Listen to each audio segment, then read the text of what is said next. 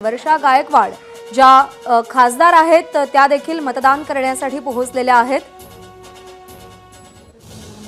त्यांची बहीण सध्या निवडणुकीच्या रिंगणामध्ये आहे, त्या उमेदवार आहेत आणि मतदान करण्यासाठी वर्षा गायकवाड देखील पोहोचलेल्या आहेत।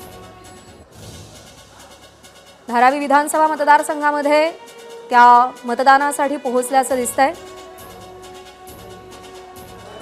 उमेदवार असतील, नेते असतील, सेलिब्रिटीज असतील किंवा समाजातला प्रत्येक घटक असेल, मतदानासाठी सध्या हिरिरीने सहभागी होताना आपल्याला दिसतोय।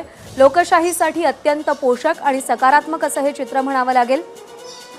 गेल्या काही वर्षात मतदानाचा घसरलेला टक्का यावर सातत्याने चर्चा झाली आणि ते चित्र काही अंशी बदलताना सध्या आपल्याला दिसतंय। वर्षा गायकवाड या लोकसभा निवडणुकीमध्ये पहिल्यांदाच खासदार म्हणून निवडून आल्यात। उज्ज्वल निकम यांचा त्यांनी पराभव केला आणि त्या खासदार म्हणून निवडून आल्या आणि सध्या त्यांची बहीण या विधानसभा निवडणुकीच्या रिंगणामध्ये असल्याचं आपल्याला पाहायला मिळतंय।